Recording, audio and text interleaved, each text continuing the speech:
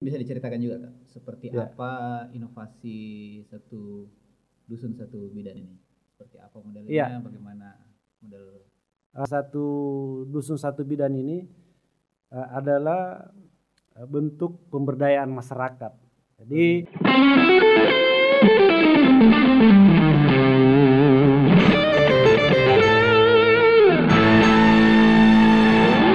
Assalamualaikum warahmatullahi wabarakatuh. Kita kembali berada di channel Bicara Baik, tempat kita berbagi kisah-kisah inspiratif di Bantaeng. Malam ini kita bersama dengan Pak Iwan Setiawan. Beliau adalah inovator terbaik di Kabupaten Bantaeng. Selamat malam, Pak Iwan. ya, Assalamualaikum warahmatullahi wabarakatuh. Waalaikumsalam warahmatullahi wabarakatuh. Sekedar diketahui Pak Iwan ini tahun lalu membawa nama besar Bantaeng di level nasional dengan inovasi bendera Saskia. Sampai hari ini inovasi itu sudah mulai direplikasi di seluruh wilayah di Indonesia. Inovasi yang sangat memberikan multi efek bagi masyarakat Bantaeng. Tahun ini Pak Iwan kembali memperlihatkan kreasinya tentang inovasi satu dusun satu bidan, gitu ya Pak ya? Ya, betul. Mungkin bisa diceritakan bagaimana awalnya inovasi satu dusun satu bidan ini Pak? Ya, terima kasih sahabat Bicara Baik yang ada di mana saja melihat kita berbicara baik. Pertama kami mengucapkan terima kasih sudah diundang ke sini untuk kita berbicara sedikit terkait dengan inovasi-inovasi yang kita lakukan selama ini. Ya, betul tadi apa yang disampaikan bahwa satu dusun, satu bidan itu adalah inovasi yang dilakukan oleh kami di Puskesmas Sinua. Dan alhamdulillah ini juga mudah-mudahan bisa lebih eksis lagi mengikuti jejak daripada bendera Saskia Yang kemarin ya, kemarin ya. Satu dusun satu bidan ini adalah lahir dari analisis saya bersama teman-teman yang ada di Puskesmas terkait dengan permasalahan rendahnya cakupan program-program yang ada di Puskesmas. Kemudian melihat juga akses karena wilayah Puskesmas Sinua itu berada di dataran tinggi. Ya, dataran tinggi, jadi akses untuk menuju pusat-pusat layanan kesehatan terutama Puskesmas agak berat. Jadi dari situ muncul ide untuk bagaimana kita mendekatkan layanan kepada masyarakat. Nah, disitulah kita memulai dengan dua pokok permasalahan ini. Jadi rendahnya cakupan program, kemudian akses masyarakat terhadap layanan kesehatan itu masih rendah. Ya, jadi itu dua yang menjadi latar belakang sehingga satu dusun ini, satu bidan kita coba munculkan untuk memudahkan masyarakat dalam hal pelayanan kesehatan. Mungkin bisa diceritakan juga Kak, seperti apa inovasi satu dusun satu bidan ini? Seperti apa modelnya, bagaimana model? Inovasi satu dusun satu bidan ini adalah bentuk pemberdayaan masyarakat. Jadi ini kita mengambil tenaga-tenaga yang ada di dusun tersebut, yang ada di desa. Jadi dia orang di dusun itu tinggal di dusun itu, yang berdomisili di situ. Kita prioritaskan. Gitu ya? Kita data. Kira-kira dengan kalau awal tahun kita mulai tahun 2016 waktu itu. Oh, sejak 2016. 2017. Kita memulai mendata kira-kira berapa lulusan D3 atau D4 kebidanan yang berada di wilayah kita di Kecamatan Sinua. Waktu itu kita baru memiliki 24 dusun. Sekarang ini dari total berapa dusun? dari 6 desa. 6 desa. Jadi 24 tahun, tapi karena pemekaran sekarang ini jadi 31. 31 dusun. Ya, jadi setelah kita data itu ada sekitar 18 orang lulusan yang memenuhi syarat. Yang memenuhi syarat ini adalah yang memiliki surat tanda registrasi. Itu ya salah satu syarat untuk menjadi untuk bekerja. Jadi itu persyaratan utama. Jadi ada 18 orang yang kita rekrut masuk, kita ajak mereka bergabung untuk bagaimana melihat situasi dan kondisi kesehatan yang ada di tetangganya, di masing-masing dusunnya. Jadi itu yang kita lakukan. Terus setelah itu perkembangan selanjutnya seperti apa gerakannya menekan tingkat? Memang agak berat memulai. Iya. Jadi open rekrutmen. Iya. Merekrut ini agak susah. Kita tahu kan sekarang ini kalau lulusan D3, D4 kan masih muda-muda. Mana mau pulang ke kampungnya? Iya betul. Mana mau pulang? Iya, dengan generasi milenial sekarang yang lulusan itu kan agak berat mau kembali ke kampungnya. Nah, ini yang kita beri pemahaman. Ayo kita mengabdi pada keluarga, pada orang-orang yang ada di sekitar kita untuk mengajak mereka menjaga kesehatannya. Ini melalui edukasi yang panjang sehingga mereka bisa masuk ke area kita sehingga mereka mau bergabung. Kita yakinkan mereka dengan satu tujuan yang baik kita untuk bagaimana kita bisa membantu masyarakat yang bermasalah dengan kesehatannya, kita bisa bantu. Insya Allah niat baik kita akan dibalas oleh Allah Subhanahu Wa Taala. Jadi itu prinsip saya.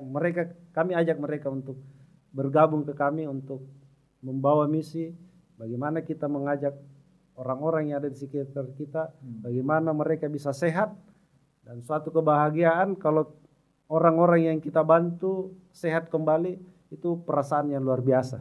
Betul. Iya. Terus Kak, mungkin bisa dijelaskan, bidan ini kan konotasinya mirip dengan ibu hamil, orang melahirkan. Terus peran para bidan yang direkrut ini seperti apa sebenarnya? Iya. Kalau betul apa yang disampaikan tadi, bahwa bidan itu hanya mengurusi orang hamil, ya, kesehatan ibu dan anak lah. Tapi dalam pelaksanaan kita di inovasi satu dusun satu bidan ini, kita berusaha memberikan pemahaman. Jadi sebelum mereka ditugaskan ke dusunnya masing-masing, itu kita beri penguatan kompetensi terkait dengan permasalahan-permasalahan yang ada di puskesmas, termasuk penguasaan program. Jadi tidak hanya terfokus pada kesehatan ibu dan anak, tapi mereka akan fokus juga kepada bagaimana preventif dan promotif bisa kita lakukan, kemudian bagaimana mampu menjaga sanitasi kesehatan lingkungan yang ada di wilayahnya. Jadi kolaboratif ini teman-teman yang ada di puskesmas memberikan bimbingan kepada mereka, memberikan ilmu terkait masalah kesehatan sehingga mereka mampu menguasai. Jadi bukan hanya kesehatan ibu dan anak yang mereka urusi, tapi semua permasalahan kesehatan yang ada di dusunnya itu. Termasuk penyakit. Iya. COVID juga mungkin dia berperan juga ya. Sangat berperan. Ini kita terasa sekali waktu kemarin lagi gencar-gencarnya COVID. Iya, lagi naik. Itu pemantauan terhadap pelaku perjalanan itu kita puskesmas tidak turun lagi. Mereka melihat siapa yang datang. Jadi ada orang datang, mereka memantau, mereka melakukan wawancara, dari mana mereka, kemudian dia melakukan tracing, ya. Jadi mereka akan karena lebih dekat, mereka tahu hari ini ada yang datang, mereka langsung tracing kontak. kasus pertama COVID di Bantaeng yang di Sinua ya, Iya. kalau tidak salah. Itu dari bidan juga ini, para bidan ini infonya atau bagaimana? Iya, kalau itu tetap bidan dusun melakukan tracing, melakukan pemantauan selama kurang lebih 14 hari. Iya. Tapi ini adalah klaster.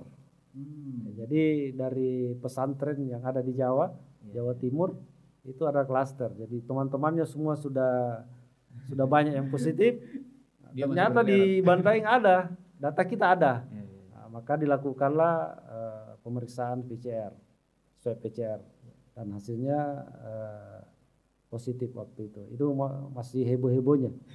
Saya sendiri sama Pak Kadis yang menjemput malam itu. Oh iya betul. Dan melakukan pendekatan-pendekatan kepada orang tuanya bagaimana supaya bisa ikut, karena tantangan terberat itu bagaimana kita mengedukasi. Betul. Iya, untuk mengikut kita untuk melakukan isolasi. Terus Kak, ini kan Puskesmas melakukan open recruitment untuk para bidan di tingkat dusun. Berarti akan ada banyak tenaga yang dibutuhkan. Saya sangat yakin persoalannya adalah pada gaji para bidan ini. Betul. Bagaimana modelnya nih Kak untuk inovasi ini? Iya. Jadi 2017 itu saya berpesan pada teman-teman bidan dusun, kita bekerja dulu lah. Tugas saya ini bagaimana ke depannya nasib. Betul. Maksud saya nasib, ya mereka bekerja kan pasti mau dihargai. Betul. Anggaran puskesmas tidak ada porsinya ke situ untuk menggaji mereka. Nah, saya melakukan pendekatan terhadap pemerintah desa, pemerintah kecamatan. Ya. Nah, alhamdulillah tahun 2017 itu akhir sudah ada bidan dusun yang dibayarkan insentifnya melalui anggaran desa. Keren. Ya, jadi ada 2 desa pada tahun 2017. 2018 itu semua desa sudah menganggarkan insentif sampai sekarang 2021. Dan itu terus ada peningkatan. Sekarang ini 31 bidan dusun yang ada di wilayah kami itu semua mendapat insentif dari kepala desa. Dan bervariasi ya, masing-masing tergantung kemampuan desa. Tapi desa akhirnya sadar bahwa bidan desa ini cukup penting untuk ada di luar biasa. Pak desa itu sekarang dia ada salah satu kepala desa menyampaikan bahwa kehadiran bidan dusun ini luar biasa terhadap bagaimana menjaga wilayahnya, terhadap menjaga status kesehatan desanya, meningkatkan derajat kesehatan masyarakatnya. Dan itu mereka ungkapkan pada saat kita melakukan rapat-rapat evaluasi terhadap bagaimana kehadiran bidan dusun ini. Kak, mungkin bisa dijelaskan. Ya. Ini kan sudah ada sejak 2017. Ya. Mungkin bisa dijelaskan bagaimana Sinua kondisinya sebelum itu. Iya. Setelah adanya bidan desa ini, bidan dusun. Saya memulai berangkat dari pencapaian program tahun 2016. Oh iya. Ya. Jadi pokok permasalahan waktu itu kan pencapaian program, terutama di kesehatan ibu. Ya. Persalinan yang ditolong oleh tenaga kesehatan itu hanya 40%. Rata-rata. Ya, tenaga kesehatan yang ditolong oleh bidan. Kebanyakan berarti ditolong sama dukun. Wow. Ya. Jadi kita waktu itu masih ada sekitar 12 dukun beranak di wilayah kita. Iya. Iya. Kemudian persalinan di sarana kesehatan ini yang paling kecil, hanya 13% dari 240 lebih yang melahirkan tahun 2016. Berarti sekitar 30-an. Iya. Kecil. Jadi itu. Dan 13% ini kebanyakan itu yang bermasalah terhadap proses persalinan. Itu dilakukan di rumah sakit. Nanti Jadi bermasalah baru datang ke iya. rumah sakit. Jadi yang ditolong di sarana kesehatan itu adalah yang bermasalah, yang dirujuk ke rumah sakit. Hampir 80%. Ya. Jadi itu permasalahan. Kemudian tadi ada dukun beranak 12 yang kesana kemari selalu melakukan kampanye bagaimana supaya bisa melakukan pertolongan persalinan. Kemudian pemantauan terhadap lansia itu tidak terkontrol, usia lanjut. Kemudian masih banyak, yang paling ini adalah status kesehatan lingkungan.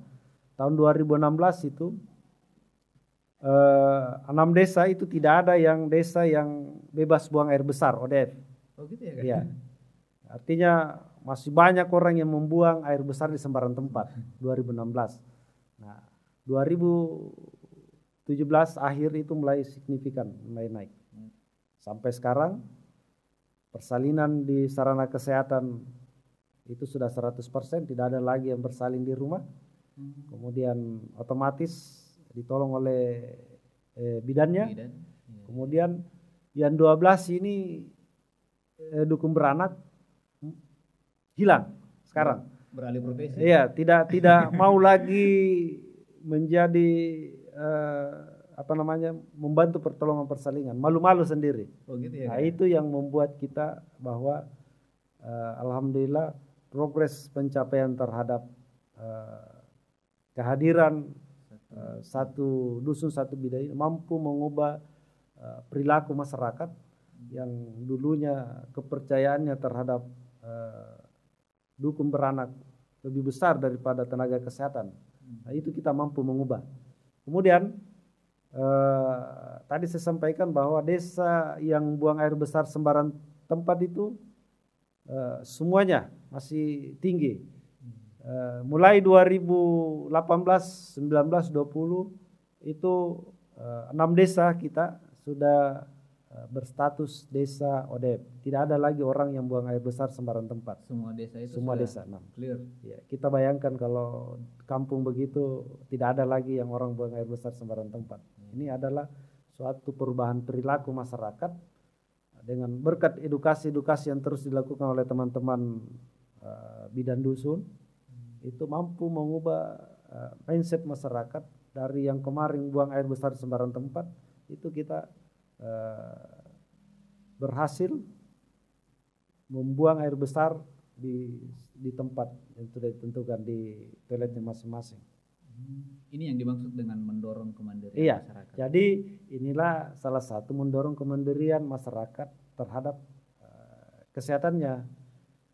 Mereka dengan sendirinya apabila dia bermasalah dengan kesehatannya, dia komunikasi dengan bidannya. Bidan, saya ini ada begini. Bidannya melakukan pemeriksaan. Iya. Kemudian kalau memang dia tidak bisa, dia lakukan rujukan ke puskesmas dan itu didampingi. Jadi tidak sebatas mengayu-ayu saja ke puskesmas untuk melakukan pemeriksaan, tidak. Bidannya mendampingi sampai ke puskesmas. Nah, kalau di puskesmas masih juga tidak bisa ditangani, itu dirujuk ke rumah sakit, itu akan terus dilakukan pendampingan. Bidannya tetap ikut? Ikut.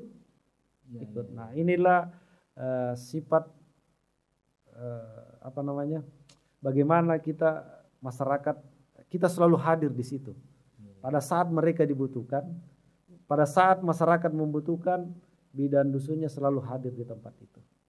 Bukti kehadiran pemerintah terhadap. Nah, inilah yang kita selalu bahasakan bahwa pemerintah akan selalu hadir di tengah-tengah masyarakat pada saat mereka membutuhkan. Saya sampaikan bahwa teman-teman bidan jangan hadir pada saat dibutuhkan. Kalau kami prinsip di wilayah kami. Tapi hadirlah pada saat tidak dibutuhkan. Kenapa? Kalau kita hadir pada saat tidak dibutuhkan, berarti itu setiap saat kita hadir di tengah-tengah mereka. Kalau dibutuhkan baru kita ada, hadir. Itu terlambat. Nah, makanya saya selalu sampaikan, hadir pada saat tidak dibutuhkan, tapi jangan hadir pada saat dibutuhkan. Tapi pemerintah akan selalu hadir di tengah-tengah masyarakat. Ini baru keren Kak inovasinya. Kak, ada lagi nih, katanya salah satu syarat untuk lolos di tingkat nasional sebagai inovasi yang baik itu capaian National Sustainable Development Goals. Mungkin bisa dijelaskan Kak seperti apa? Persyaratan memang kan di mana-mana semua program yang harus SDGs. Kita inovasi ini selaras dengan goal ketiga. Jadi kehidupan sehat dan sejahtera. Oh, gitu ya. Jadi bagaimana kita menjamin masyarakat dalam keadaan sehat. Nah, inilah sustainable goal. Termasuk prioritas utama di goal ketiga ini adalah bagaimana angka kematian ibu dan anak itu kita bisa tekan. Kalau target SDGs untuk kematian ibu itu 30 orang per 100.000 penduduk. Kalau kita kan sudah zero ya. Iya. Sudah mulai 2017, 18, 19, 20 ke angka kematian ibu dan anak di wilayah Kecamatan Sinua itu tidak ada lagi. Nah, itu adalah bukti bahwa kita selalu hadir di tengah-tengah masyarakat untuk menjamin kesehatan mereka. Terus Kak, inovasi itu juga terkait dengan kebaruan. Ya. Mungkin bisa dijelaskan seperti apa kebaruan dari? Ya, kalau kebaruan ini seingat saya dan saya mencoba mencari-cari yang kita kenal di Indonesia adalah bidan desa. Iya. Belum ada bidan dusun. Belum ada bidan dusun. Ya. Nah, inilah kebaruannya. Dan caranya merekrut juga cukup unik. Iya. Merekrut, kemudian kalau bidan selama ini hanya konotasinya hanya kesehatan ibu dan anak. Kalau kita bidan dusun ini bukan berfokus pada kesehatan ibu dan anak, tapi bagaimana kesehatan secara menyeluruh yang ada di masyarakat. Menjaga derajat kesehatan masyarakat. Terus langkah-langkah strategisnya mungkin Kak supaya inovasi ini terus berlanjut setelah atau mungkin bisa direplikasi di kecamatan lain misalnya. Kalau keberlanjutan ini kita terus mendorong pemerintah desa ya, yang jelas kalau anggaran tidak ada pasti agak kendor-kendor pasti orang bekerja ya di mana-mana. Tapi alhamdulillah support dari pemerintah desa itu luar biasa dan dalam menjamin keberlanjutan daripada satu dusun satu bidang ini kita sudah buat MOU dengan pemerintah desa terkait dengan bagaimana menggunakan anggaran desanya itu untuk insentif bidan dusun. Nah, insya Allah kami sudah ada jaminan dari 6 kepala desa. Wow. Itu bertahap.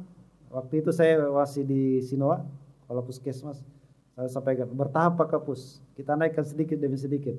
Dari tahun 2017 kemarin itu hanya 200, sekarang ini kan sudah mulai naik. Alhamdulillah di atas. Dan itu kalau secara kabupaten kita yang paling tinggi insentif bidan dusunnya. Untuk replikasi itu kita sudah ada 9 puskesmas yang melakukan replikasi. Mencoba meniru. Iya. Jadi ada 3 yang belum, tapi karena dia berada di daerah perkotaan. Jadi termasuk Bantai itu belum, kemudian Lasepang, daerah-daerah perkotaan, Bisapu sebagian. Tapi daerah-daerah yang di luar itu sudah melakukan replikasi walaupun hanya beberapa desa yang melakukan itu. Seperti di Puskesmas Lakbo ada 3 desa yang sudah melakukan replikasi bidan dusun itu. Kasih itu semua wilayahnya 6 desa itu sudah melakukan replikasi. Jadi alhamdulillah support dan saya kira Pak Bupati juga sangat support dengan ini akan menjadi dorongan terus Pak Bupati. Kemarin tahun 2020 Pak Bupati juga sudah mengeluarkan edaran terkait dengan replikasi satu dusun satu bidang ini. Himbauan kepada seluruh kepala puskesmas dan kepala desa untuk melakukan replikasi satu dusun satu bidang ini. Ini edaran. Insya Allah ke depan Pak Bupati selalu dorong buat perbubnya supaya lebih kuat lagi. Kalau ada perbubnya. Iya. Nah itu sementara kita coba teman-teman di Klik Baik. Jadi kita di dinas sekarang ini kan saya sudah ditarik masuk di dinas, dikasih tanggung jawab besar sebenarnya. Saya lagi menggagas bersama teman-teman Klik Baik, jadi klinik inovasi kesehatan yang ada di dinas kesehatan. Di situ akan menjadi ajang untuk menghimpun semua inovasi yang ada di puskesmas untuk kita melakukan pembimbingan seperti apa nanti yang ingin dicapai terhadap inovasi-inovasi yang dilakukan oleh teman-teman yang ada di puskesmas. Terus Kak, mungkin bisa dijelaskan posisi satu dusun satu bidan ini di tingkat nasional sekarang berada di mana? Mungkin biar satu dusun satu bidang ini kita sudah lolos top 30 untuk Sulawesi Selatan. Minggu kemarin sudah ada pengumuman bahwa kita sudah lulus administrasi. Dari 1.900 inovasi yang masuk di seluruh Indonesia, kita masuk sebagai inovasi yang lolos administrasi bersama 4 dari Kabupaten Bantaeng. Lolos administrasi dari 1.619 inovasi. Iya, yang masuk lolos administrasi dari 1.900 lebih tadi. Nah, insya Allah dari 1.000 mohon doanya semua. Mudah-mudahan di akhir Juni ini ada pengumuman, ada kabar baik dari Kemenpan. Kita bisa masuk top 99 dan tinggal selangkah lagi. Kalau kita sudah masuk top 99, insya Allah masuk top 45 ya. Insya Allah mudah-mudahan kita bisa sumbang lagi anggaran untuk Kabupaten Bantaeng. Mungkin bisa dicerita Kak tahun lalu tentang Bendera Saskia. Setelah masuk di top 45, hadiahnya seperti apa itu? Ya, alhamdulillah karena Kemenpan itu memang memberikan porsi untuk daerah-daerah yang melakukan inovasi pelayanan publik. Itu kita dapat anggaran 7,71 M. Khusus dari penghargaan untuk inovasi pelayanan publik. Jadi semua top 45 itu yang kemarin ada 18 kabupaten karena top 45 itu kita bersaing mulai dari kementerian, lembaga negara, provinsi, kabupaten. Bukan dari daerah juga? Bukan. Semua. Yang kemarin itu hanya 18 kabupaten yang masuk top 45. Ada 5, kalau saya tidak salah itu 5 kota, kemudian provinsi juga. Jadi kita bersaing sebenarnya.